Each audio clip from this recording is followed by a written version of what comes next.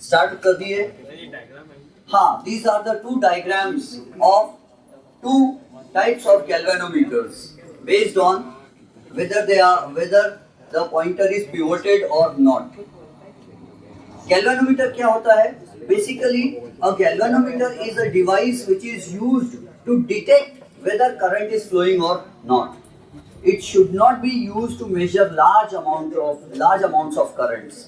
कुछ milli ampere, nano ampere से लेकर माइक्रो एम्पियर तक का करंट ये देख सकता है। अगर माइक्रो एम्पियर का करंट फ्लो हो रहा है बहुत कम, या नैनो एम्पियर का करंट है बहुत, उससे भी बहुत कम, तो वो करंट फ्लो हो रहा है या नहीं हो रहा ये डिटेक्ट कर सकता है गैल्वेनोमीटर। और अगर ज्यादा करंट आ जाए 20 मिली एम्पियर, 20-30 मिली एम्पियर, तो कहीं ऐसा ना हो कि ये जल जाए। ये बहुत ज्यादा करंट को संभाल नहीं सकता है। It's very sensitive. तो सी गैल्वेनोमीटर दो टाइप्स के हैं हमारे सामने। One is called pivoted type moving coil galvanometer. What is pivot joint in bio? हुआ है pivot joint? नहीं। तो अपना जो हेड है क्रेनियम, खोपड़ी, और जो अपनी वर्टिब्रल कॉलम की जो सेकेंड बोन है, फर्स्ट बोन का नाम है एटलस, सेकेंड बोन का नाम है एक्सिस। तो जो एक्सिस वाली बोन है, अपनी सेकंड बोन है वर्टिब्रल कॉलम की, फर्स्ट बोन के बीच में होल है, सेकंड बोन जो उसमें ओडोंटॉइड प्रोसेस है, ऐसी एक डंडी है, उस डंडी के ऊपर अपनी खोपड़ी रखी रहती है, और अपनी खोपड़ी ऐसे मूव होती लेफ्ट राइट। तो if some object is fixed on another object and if that object can rotate we call it pivot. तो अपना जो क्रेनियम है और ओडोंटॉइड प्रोसेस हड्डी जो है वो पिवट जॉइंट कहलाता है। उसमें क्या होता है, हम लेफ्ट नो बोल सकते हैं ऐसा। तो वैसा ही इसको pivoted type moving coil galvanometer इसलिए कहते हैं क्योंकि इसके ऊपर पॉइंटर पिवटेड है, फिक्स्ड है। पॉइंटर का क्या होता है, रीडिंग बताने वाला कांटा। और ध्यान से समझो, यहाँ से एक वायर आया and we have taken a large number of turns of insulated copper wire. Insulated copper wire के हमने बहुत सारे टर्न्स लपेटे। किस पर लपेटे? आयरन कोर पर। और आयरन कोर कैसे बना हुआ है? ये आयरन सिलेंडर है। आयरन कोर यानी लोहे का cylinder. Pure iron, soft iron का मतलब क्या होता है? Pure iron. आपको पता है कि शुद्ध लोहा जो होता है प्योर, वो नरम होता है, इसीलिए उसमें कार्बन मिला के उसको स्टील बनाते, कड़क मजबूत बनाते हैं। तो लोहा हमेशा नरम, जैसे प्योर गोल्ड सॉफ्ट होता है, वैसे प्योर आयरन भी, लोहा प्योर आयरन भी सॉफ्ट होता है। तो हम प्योर लोहा लेंगे हम, और उसका एक सिलेंडर बनाएंगे, और वो सिलेंडर यहाँ रखेंगे, और सिलेंडर के ऊपर एक फ्रेम रहेंगी। जो लोग को सिलाई मशीन के बारे में कुछ मालूम है, उनको ये मालूम होगा कि सिलाई मशीन में बॉबिन रहती है, एक चक्री रहती है, उसके दोनों साइड में दीवार रहती है, और वो चक्री में धागा लपेटते हैं। जो बॉयज है उनको मालूम है चक्री होती है मंजा लपेटने की। चक्री के दोनों साइड में दो ढक्कन वो रहते हैं, पकड़ने के हैंडल तो होते हैं, लेकिन दो दीवार भी होती है गोल गोल कटोरी, और उसके बीच में धागा लपेटते हैं। वैसे ही यहाँ जो बॉबिन होती है, ये पतंग उड़ाने की चक्री होती है, वो गोल होती है, लेकिन यहाँ रेक्टेंगुलर शेप की चक्री है, समझो रेक्टेंगुलर शेप की बॉबिन ये चक्री है, उसमें वायर लपेटते। और वो कैसे बनी होती है? Rectangular frame. That rectangular frame may be made up of plastic called bakelite, B-A-K-E-L-I-T-E. Bakelite is a plastic. तो it is a type of plastic. Bakelite plastic की भी हो सकती है या एल्यूमिनियम की भी हो सकती है। एल्यूमिनियम की क्यों बना रहे हैं? एल्यूमिनियम हल्का होता है और हमको मेटल चाहिए।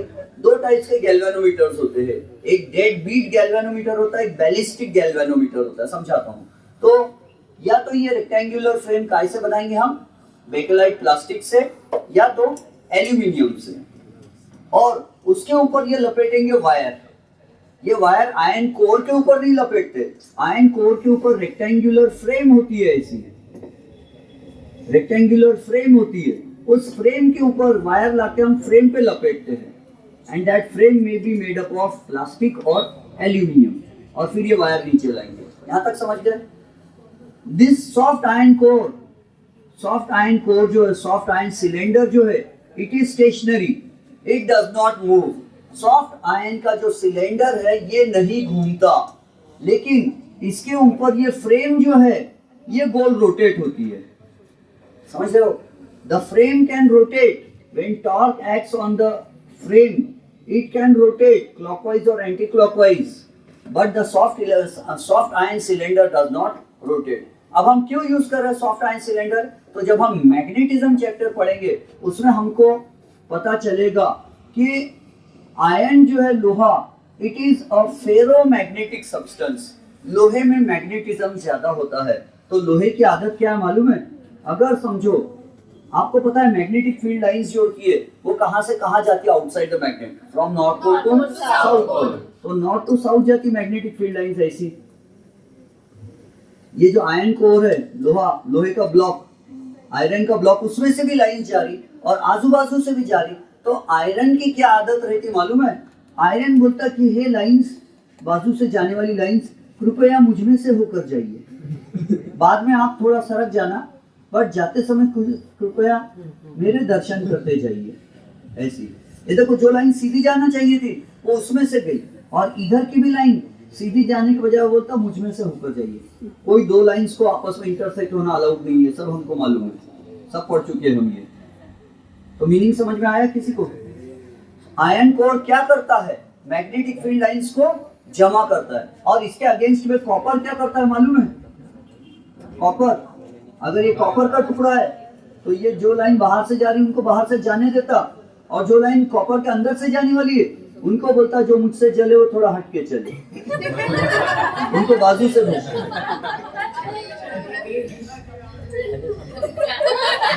जो लाइन कॉपर के टुकड़े में से जाने वाली थी, जो लाइन कॉपर के ब्लॉक में से जाना वाली थी, उसको बोलता कृपया साइड से जाइए, डोंट डिस्टर्ब मी।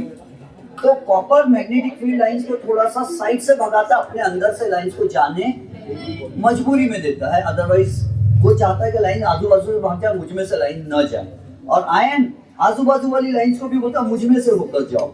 तो आयन में मैग्नेटिक फील्ड लाइंस क्राउडेड होती है या दूर हो जाती है? और आप 10th में भी पढ़ चुके हो, if magnetic lines of force, if magnetic field lines are crowded together, it means the magnetic field has increased or decreased? Increased। जहाँ मैग्नेटिक फील्ड लाइंस नजदीक होती है, या इलेक्ट्रिक फील्ड लाइंस भी नजदीक होती है, वहाँ मैग्नेटिक लाइंस पास है, तो इसका मतलब मैग्नेटिक फील्ड स्ट्रॉन्ग है, ज्यादा मैग्नेटिज्म है। और लाइंस दूर है, इसका मतलब मैग्नेटिज्म कम है। तो यहाँ मैग्नेटिज्म क्या हो जा रहा है? बढ़ रहा है। तो हमने क्यों लगाया आयन कोर? समझ गए हम? हालांकि नहीं भी लगाए तो भी गैल्वेनोमीटर काम करेगा, बट हम आयन कोर सिलेंडर इसलिए लगाए ताकि ये नॉर्थ से जाने वाली मैग्नेटिक फील्ड लाइंस यहाँ कॉन्सेंट्रेट हो जाए, बहुत सारी लाइंस यहाँ जमा हो जाए और सेंटर में मैग्नेटिज्म बढ़ जाए। बढ़ेगा तो क्या होगा? जल्दी घूमेगा, फोर्स का इफेक्ट जल्दी होगा मैग्नेटिज्म बढ़ने से। यहाँ तक कहानी समझ में आ गई? तो ऊपर से क्या आया? कॉइल। काय पे लपेटे कॉइल? रेक्टेंगुलर फ्रेम है ना, ये क्या है? Rectangular frame. काय की बनी हो सकती है ये? तो it may be made up of bakelite plastic और एल्यूमिनियम। और बेकेलाइट प्लास्टिक वाली कहाँ यूज करते हैं? तो यूज करते हैं बैलिस्टिक गैल्वेनोमीटर में। बैलिस्टिक गैल्वेनोमीटर में यूज करते हैं। और ये वाली कहाँ यूज करते हैं? तो डेड बीट गैल्वेनोमीटर में यूज करते हैं। डेड बीट, चूहे को मारे और वहीं पे मर के रुक गया, beat and it is dead. समझाऊंगा। एल्यूमिनियम फ्रेम, सॉफ्ट आयन को समझ गए, फ्रेम समझ गए। फ्रेम के ऊपर इंसुलेटेड कॉपर वायर के लार्ज नंबर ऑफ टर्न्स है। एकदम ज्यादा लार्ज नहीं कर सकते, पूछो क्यों? बहुत ज्यादा लार्ज नंबर ऑफ टर्न्स कर देंगे तो कॉइल विल बिकम हेवी, और हेवी होगा तो घूमेगा नहीं अच्छे से। तो बहुत ज्यादा नंबर ऑफ टर्न्स बढ़ाने से करंट क्या होगा? टोटल बढ़ेगा। करंट बढ़ेगा तो मैग्नेटिज्म क्या होगा? बढ़ेगा। मैग्नेटिज्म बढ़ेगा तो टॉर्क ज्यादा एक्ट होगा, जल्दी घूमेगा। तो नंबर ऑफ टर्न्स बढ़ाने से गैल्वेनोमीटर की सेंसिटिविटी बढ़ती है। What is a sensitive galvanometer? थोड़ा सा भी करंट आया, माइक्रो नैनो एम्पियर्स का भी, तो भी कांटा घूमना चाहिए, उसको सेंसिटिव बोलते हैं। और अगर लैब में पुराना खटारा गैल्वेनोमीटर रखा है 20 साल पुराना, और उसमें से 2 मिली एम्पियर करंट जा रहा, फिर भी कांटा सरक ही नहीं रहा, तो हम बोलेंगे ये सेंसिटिव नहीं है, ये तो खराब हो गया, है ना, मीनिंग समझ लो। तो सेंसिटिव गैल्वेनोमीटर वो होता है जैसे ही करंट फ्लो तो टपक से उसका कांटा घूम जाना चाहिए, और जैसे ही करंट बंद करे टुप से जीरो आप पे आ जाना चाहिए जल्दी। तो we call it a sensitive galvanometer, and to increase the sensitivity of the galvanometer we should increase the number of turns, because if the number of turns are increased then the total current passing through each wire, each turn increases, मतलब हर turn में wire ज्यादा हो जाएगा। इसमें 2 milli ampere जा रहा है तो इसमें भी 2 मिली एम्पियर, इसमें भी 2 milli ampere, total 6 milli ampere हो गया। इसमें 2 मिली एम्पियर आ रहा है, समझ में आता है आप लोग के ये सब। तो एक वायर में अगर 2 मिली एम्पियर जा रहा है एक टर्न में, तो 4 टर्न्स में कितने मिली एम्पियर जाएगा, 8 बढ़ जाएगा 4 टाइम्स। तो जितने नंबर ऑफ टर्न्स रहेंगे करंट उतना बढ़ेगा, करंट बढ़ेगा तो मैग्नेटिज्म बढ़ेगा। इसका मैग्नेटिज्म और परमानेंट मैग्नेट जो हॉर्सशू, इसका दोनों का मैग्नेटिज्म टकराएगा तो कॉइल जल्दी घूमेगा। तो to increase the sensitivity of a galvanometer we should increase the number of turns, but the sensitivity of a galvanometer can not be increased beyond a limit, because if we go on increasing the number of turns to a large value then the coil will become heavy and it will find it difficult to rotate smoothly। यहाँ तक कहानी clear हो गई। अब आपने, और ये है angular frame, angular scale, sorry scale, ये कांटा घूमेगा, कांटा काय पे चिपका है हमने, फ्रेम पर। जब ये फ्रेम घूमेंगी तो उसके साथ कांटा भी घूमेगा and it will show 0 micro ampere, 10 micro ampere, 20 micro ampere, 30 micro ampere. और ऑल्टरनेटिंग करंट होगा तो करंट इधर भी जाएगा इधर भी जाएगा, गैल्वेनोमीटर का कांटा ऐसा घूमेगा 20 20 20 20 30 30 30 30 ऐसा घूमेगा ऑल्टरनेटिंग करंट में, इसलिए दोनों तरफ रीडिंग देती है हमने। और ऐसा भी हो सकता है कि एक डायरेक्शन में करंट फ्लो किए तो इधर जाएगा, दूसरी डायरेक्शन में करंट फ्लो किए तो इधर जाएगा। तो दोनों, अगर सेल की पोलैरिटी बदल दिए, बैटरी को प्लस इधर माइनस उधर या माइनस उधर प्लस उधर कर दिए, तो ये दोनों तरफ की रीडिंग ये दे सकता है करंट का डायरेक्शन चेंज होने पर भी, ठीक है। And these are north and south pole pieces and they have been made concave by rubbing with sandpaper। North pole और साउथ पोल को घिस कर हमने कॉन्केव बना दिया है, सीधे नहीं रहने दिए, वरना हम ऐसे भी नॉर्थ पोल साउथ पोल देख चुके हैं बचपन में, मोटर जनरेटर पढ़ते थे तो ऐसे होते थे, लेकिन इसको हमने क्या किया, सैंडपेपर से घिस कर ऐसा कर दिए। क्यों? क्योंकि हमारा एम था रेडियल मैग्नेटिक फील्ड बनाना। रेडियल मतलब क्या, तो यहाँ क्या है, आयन को, ये टॉप व्यू है, ऊपर से देख रहे हो, है ना, ये गैल्वेनोमीटर, और आप ये शक्तिमान या शक्ति वुमन बन गए और ऐसे उड़ रहे, ये चादर लेके सुकून ऐसे उड़ रहे और नीचे देख रहे, तो आपको क्या दिखेगा, नॉर्थ साउथ पोल्स, और बीच में सिलेंडर दिखेगा, सिलेंडर पे फ्रेम है, इसी फ्रेम का ये दिखेगा आपको, है ना, और कांटा दिखेगा इसको लगा हुआ ऐसा। तो मैग्नेटिक फील्ड लाइंस क्या होंगी मालूम है, ये लाइन ऐसी आएंगी बीच में और ऐसी जाएंगी, समझे, ऐसी बेंड होके गई तो ये हटा देता हूँ, बाकी चीजें हटा देता हूँ, ध्यान से समझना। ये लाइन ऐसी गई, ये लाइन ऐसी गई, क्या लाइंस इंटरसेक्ट हो सकती है? नहीं। देखने वाले को क्या लगता है मालूम है, इधर की लाइन आई इधर चली गई, इधर की लाइन आई उधर गई, देखने वाले को लगता है कि लाइंस ऐसी हो रही है, लेकिन लाइंस को ऐसा होना अलाउड नहीं है। तो उधर जो लाइन जा रही है वो इधर वाली ही लाइंस उधर जा रही है, तो बीच में मैग्नेटिज्म क्या होगा, बढ़ गया। मैग्नेटिक फील्ड लाइंस क्या होगी, crowded. If magnetic field lines are crowded it means the total magnetism at the centre has increased. बात समझ गए? तो रेडियल मैग्नेटिक फील्ड ये कॉन्केव बनाने से क्या होता है, टोटल मैग्नेटिज्म अंदर बढ़ जाता है, कन्वर्जेंस बढ़ जाता है। और अगर सीधी यूज करते थे, अगर ऐसा नॉर्थ पोल और सीधा साउथ पोल, तो क्या होता था, lines would have remained straight, lines बीच में जमा होती थी क्या, नहीं। तो कॉन्केव पोल पीसेस क्यों रखे, ये समझ में आ गया, ताकि हम रेडियल मैग्नेटिक फील्ड बना सके। क्या वर्ड आता है, radial magnetic field. Radial magnetic field उसको बोलते हैं कि जिसमें magnetism at the centre becomes very high, radial magnetic field. Concave होने का भी कारण समझ में आ गया, फ्रेम भी समझ गए। सॉफ्ट आयन कोर मूव नहीं होता, सॉफ्ट आयन यानी प्योर आयन, शुद्ध लोहा, क्योंकि मैग्नेटिज्म बढ़ाएगा शुद्ध लोहा। अब आते हैं बचपन की कहानी। तो 10th स्टैंडर्ड में आपको एक टॉपिक था Fleming's left hand rule. Ambrose Fleming, a British electrical engineer, Ambrose Fleming British electrical engineer, इन्होंने एक लॉ बताया था। और उससे पहले आप ये समझो what is the principle of working of a galvanometer. Galvanometer का प्रिंसिपल ऑफ वर्किंग क्या है? तो ये है galvanometer is based on the principle that a current carrying coil when placed between north and south poles of a magnet experiences a torque. If a rectangular current carrying coil is placed between north and south poles of a magnet, it experiences a torque and it rotates. बस ये उसका principal है ना। और 10th में आपको क्या था, मेरा अंगूठा था, आपको मालूम है जब मैं 1 साल का था तो दरवाजे में दब के मुड़ गया था। अब इसमें कोई दर्द या तकलीफ नहीं है, तो अब इसको नाम दे देते हम ABCD। What is the name of the rectangular coil? ABCD। Current ऊपर से आया और कहाँ जा रहा है, A से B जा रहा है करंट नीचे। तो फ्लेमिंग्स लेफ्ट हैंड रूल आप पढ़ चुके हो, करंट मैग्नेटिक फील्ड का direction north pole to south pole outside the magnet. मैं ऐसा बताऊंगा, ये index finger shows the direction of current, sorry magnetic field. Index finger shows the direction of magnetic field. Left hand का देखो वो index finger उधर है, और करंट का direction is shown by middle finger. Middle finger कहाँ है, नीचे है, तो मिडिल फिंगर नीचे है, इसका मतलब क्या है कि current is going down, current नीचे जा रहा है, मैग्नेटिक फील्ड उधर है। तो ये थंब किधर है मेरा, आपके तरफ है, तो इसका direction of motion, direction of force, तो ये थंब आपके तरफ, तो AB किधर आएगा, आपके तरफ आएगा, और CD किधर जाएगा, it will go into the board, उसमें करंट ऊपर जाएगा CD में, समझते हो।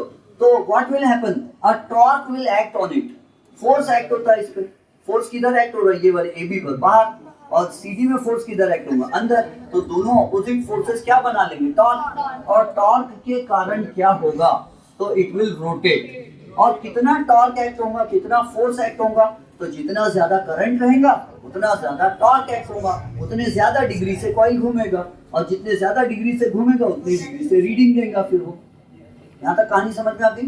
तो यही है, पिवोटेड क्यों कहते हैं इसको, क्योंकि पॉइंटर जो है, the pointer is pivoted fixed on the rectangular frame. Plastic के फ्रेम है,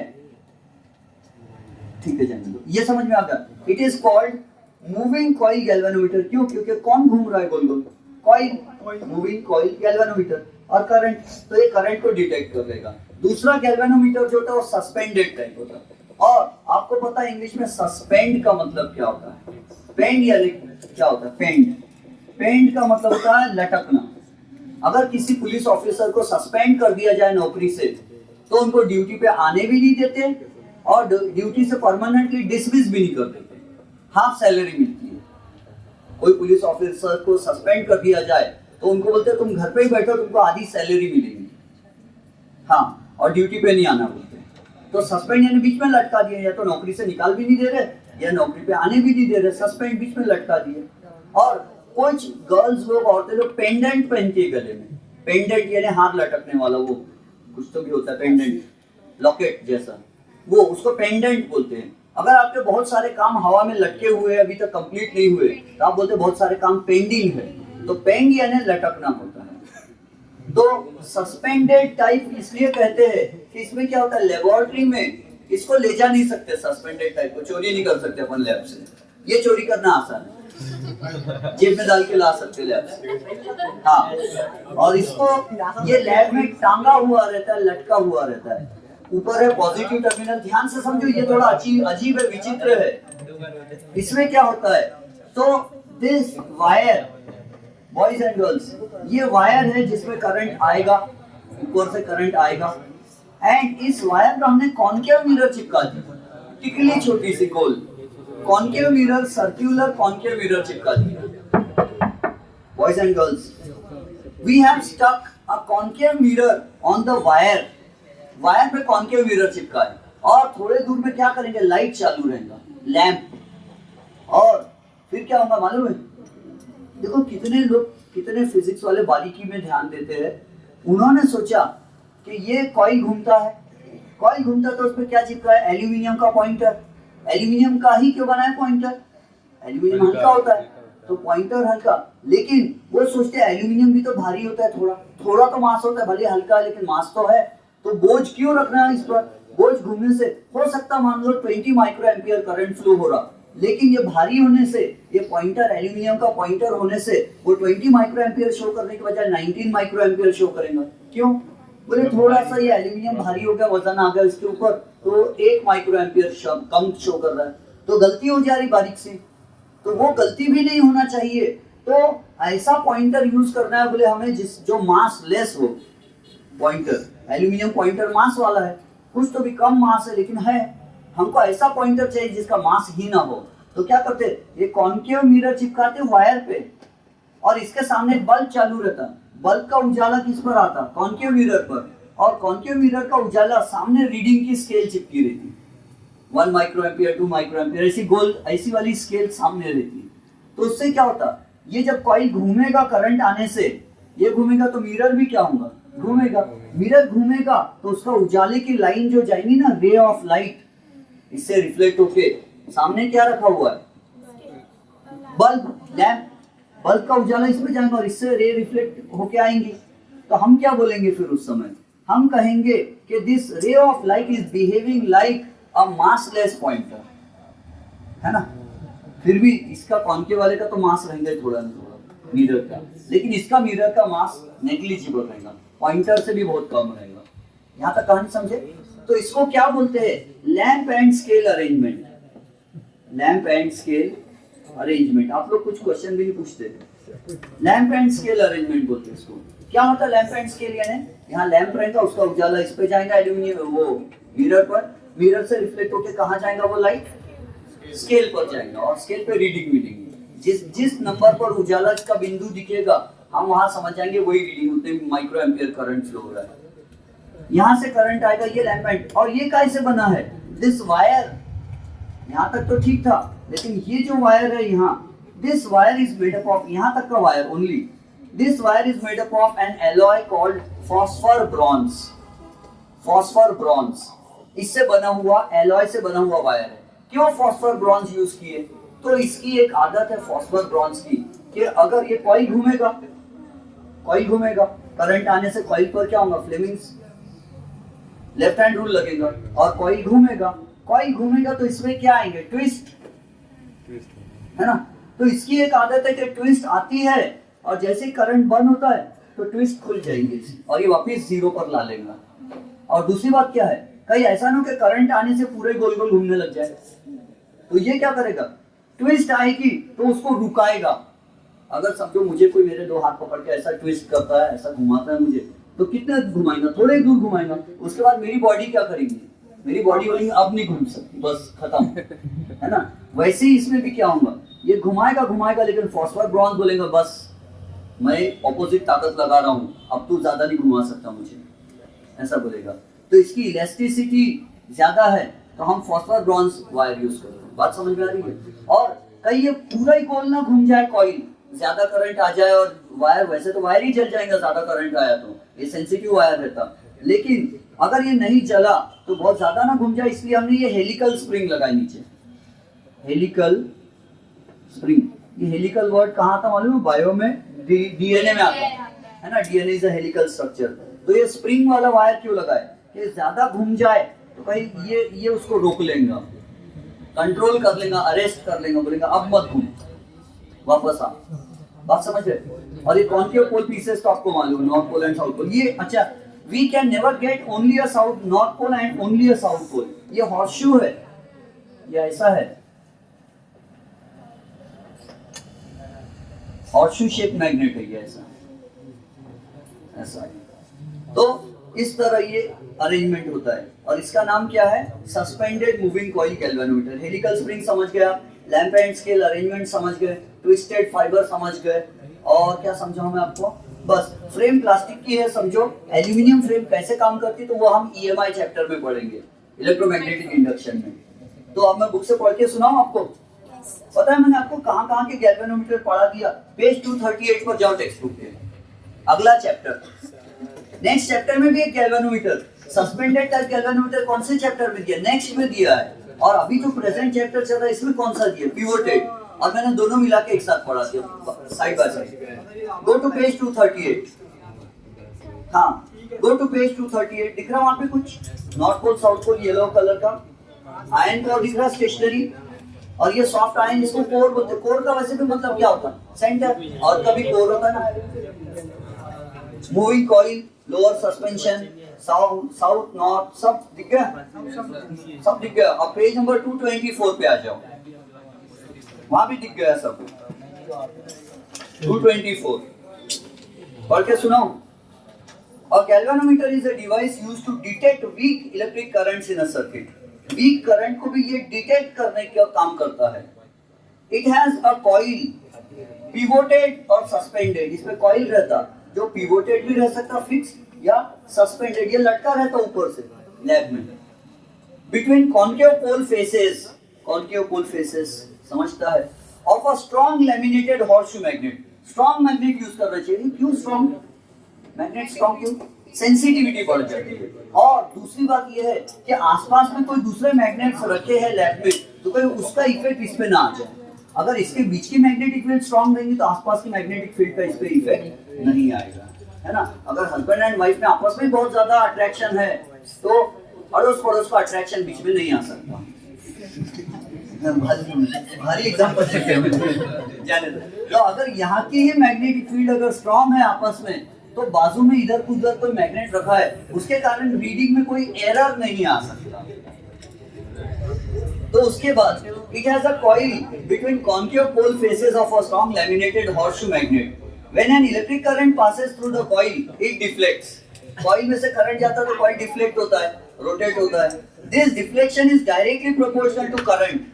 और deflection is directly proportional to current, समझ गए। जितना ज्यादा करंट आएगा उतने ज्यादा डिग्री से ये कॉइल रोटेट होगा।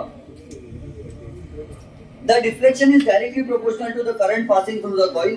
The deflection of the coil can be read with the help of a pointer attached to it. Pointer लगा है उसमें। Position of the pointer on the scale provided indicates the current passing through the galvanometer. Thus, a galvanometer can be used as an ammeter or voltmeter with suitable modification. हाँ, और galvanometer का resistance generally 100 ohms के आसपास होता है। ये जो coil है ना, ये वाला, इसका रेजिस्टेंस नियरली 100 ओम्स के आसपास होता है। और अगली क्लास में हम पढ़ेंगे कि गैल्वेनोमीटर से ही एमीटर बनाया जाता है और गैल्वेनोमीटर से ही वोल्टमीटर बनाया जाता है। तो in tomorrow's class we will make the ammeter and then we will make the voltmeter। और कैसे काम करते हैं वो और क्यों करते हैं वो सब हम डिटेल में बाद में पढ़ेंगे।